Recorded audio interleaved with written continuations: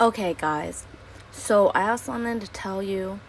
Hopefully it will help you with like your relationships and things like that.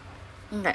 So yesterday I was talking to a friend and he was like, well, you know, um, someone's not treating him right and things like that. And I said, look, your best friend wouldn't treat you like that. Why would you let a guy treat you like that?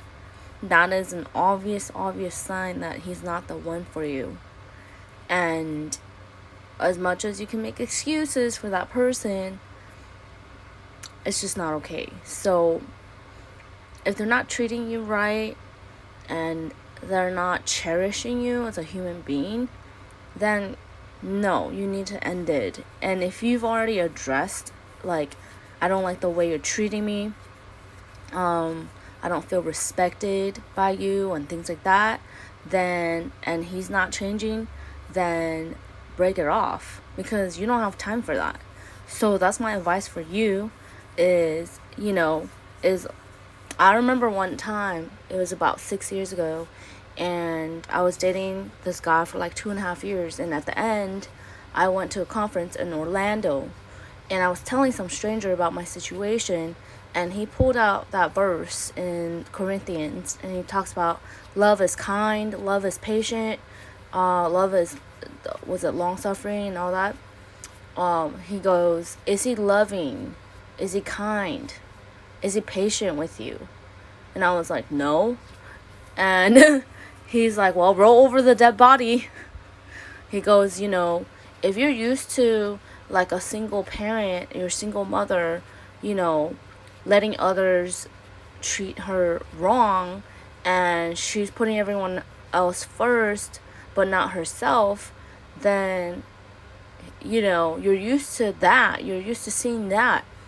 And so he was like, I was like, well, I learned something from it. And he goes, you always learn from a beating. I still remember those words. God sent that gentleman to tell me the truth. Is like, yeah, you learn from a beating, and like, you don't need to be beat up to learn that you deserve better. Hi. Like, you don't need to get beat up to learn that you deserve better. So learn when to quit and learn when to get out when you are already like being treated like crap, because you are royalty and you're a queen and you deserve the best. And so don't let anyone ever tell you that you're less than, that you're not beautiful, that that it's because of you that you're still single. Well, guess what? Just because you're single doesn't mean that there's something wrong with you. See, you're single because you're waiting for the best, and you're not willing to settle because you know that God has the best one out there for you. So you wait and you be patient. And yes, of course, put yourself out there, go on dates, learn what it is that you want, but don't ever settle like just because other people are married or they're engaged or they have a boyfriend. It's like, no, there's nothing wrong with you, ladies. Okay? I don't care how long you have to wait. Just know that, I'm at a point when I meet someone, I know if they're my husband or not, because I know what I want. So I just want to let you know that you don't have to settle for less. That whatever you're going through, yeah, like it's hard. Like dating out here in LA is hard, right? Because a lot of people are not looking for a relationship. They're not looking to get married. They're not looking for kids, things like that. But maybe you're not ready, and that's why, God is preparing you for that person. But at the end of the day, just know that, hey, if there's a first sign of them abusing you, mistreating you, verbally attacking you all the time, and accusing you, well, guess what? They're not it. And if they're not honoring you as a person, they don't have the adult communication skills to sit down and say, hey, let's talk about things. I want to understand where you're coming from. I want to understand why you feel this way. And they have empathy and things like that. then yeah. But there's a lot of people out there that I've experienced that they don't even want to talk to you about like a conflict or something that you're going through. Like you're feeling sad and they don't want to hear it. They don't have time for that. And it's like, why? If you want to be in a relationship, you have to know how to listen to each other and understand and accept each other for the moment that you're in, so that you can be vulnerable at all times, because that's relationship. You got to be vulnerable and to tell the truth. And so even if it's hard to hear, right, it's like, oh, when you do this thing, like, it makes me feel this way. You know what I'm saying? Like, oh, like, when you said this, it hurt my feelings. So it's like, oh, are they just gonna be like, well, I don't care about how you feel? And that's what a lot of people say. They're like, well, whatever. It's like, no, if it hurt you, then just apologize and say, hey, that's not how I meant it, but I'm gonna apologize because I care about you as a person, and I just want to let you know that in the future, if I say something like this, it's not what I mean. So that's all. That's my kind of dating advice for you. At the first sign of like, okay, wait, they're lying to you already on the first date. You just want to be aware, right? And it's like, don't let people get away with crap. Like, I see a lot of people, they're like, oh, well, like, he's lying to me and like he's cheating and all that stuff, but I haven't said anything. And I'm like, what do you want? Do you want him? They're like, no. Okay, well, but then also still express how it is that you feel. Like, hey, I'm hurt that you lie to me. Because that's part of growth, like, in relationships. Like, whether you're going to be with that person or not, like, you have to address how you feel with that person and confront them about it. You can't just hide, and just be like, well, I'm just never going to talk to them. No, that's, like, not mature. That's not emotional intelligence. You want to be able to confront, because that's part of growing as a person, so that when you are in a serious relationship, then you're able to confront that which you weren't able to confront before. For me, I was in a 2.5-year relationship, and there were a lot of things that I did not confront. And now, while I'm dating and learning what it is that I want, and I'm learning to speak up for myself, even going on dates and stuff, it's like I'm seeing that I am so much more outspoken.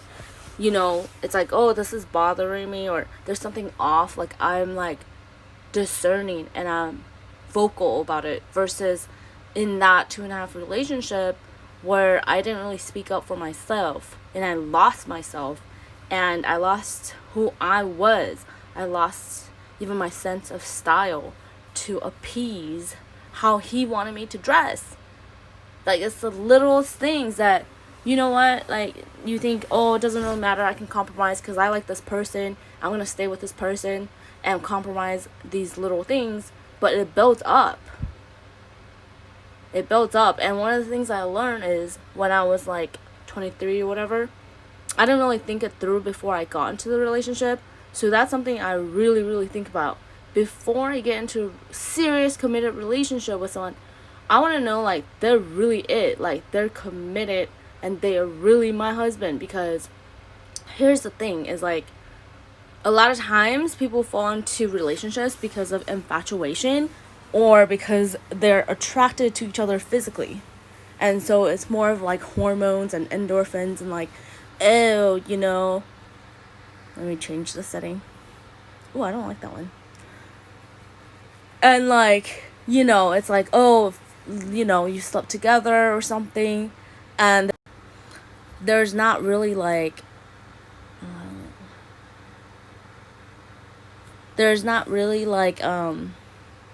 getting to know each other and learning to be emotionally connected before you actually get into that serious relationship. So a lot of times we think like infatuation is enough, but it's not.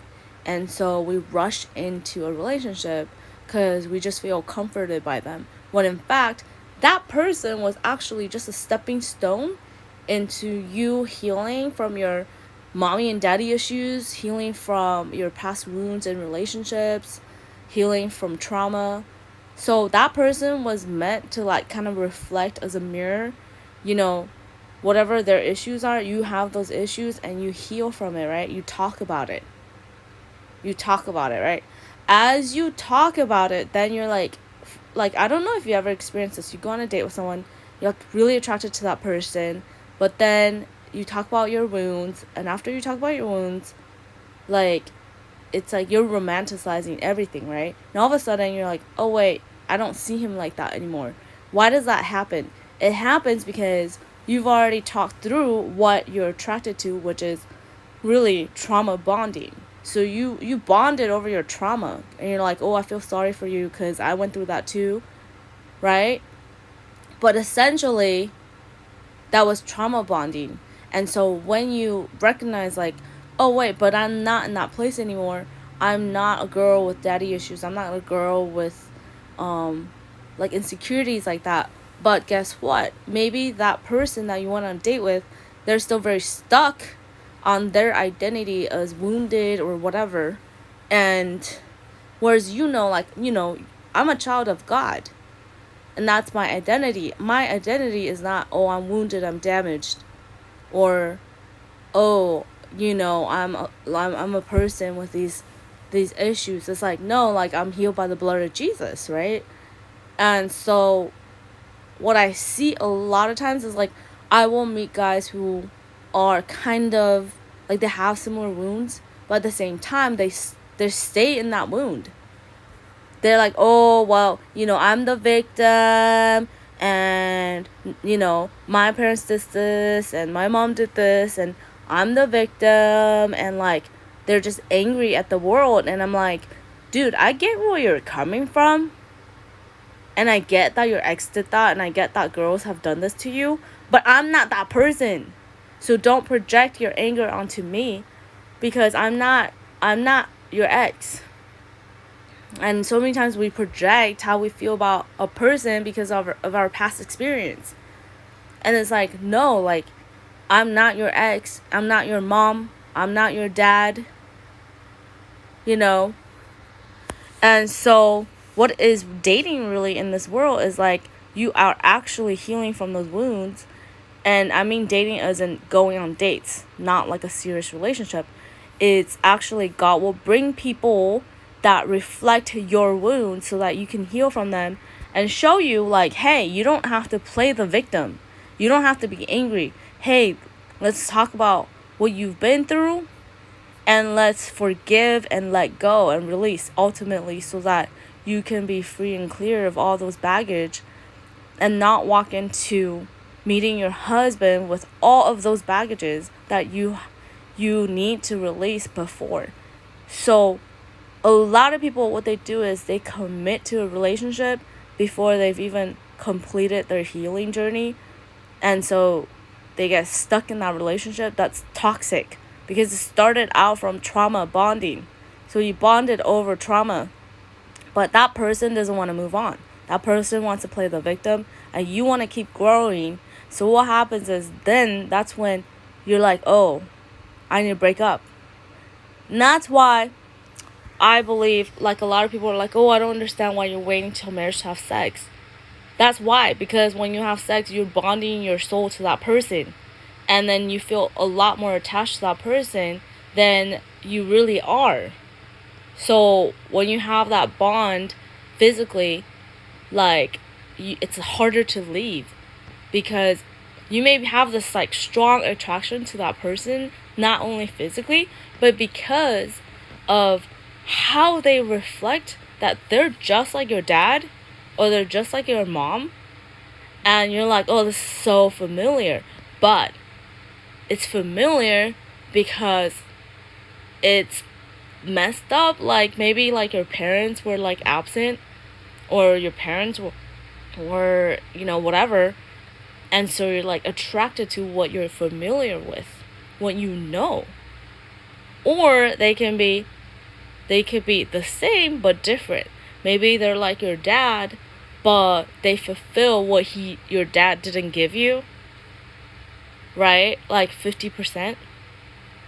So there's a lot to it. Anyways, this is everything that I've learned that I'm sharing with you. I hope it helps. God bless you. Make sure to subscribe to my blog, rebekkalien.com.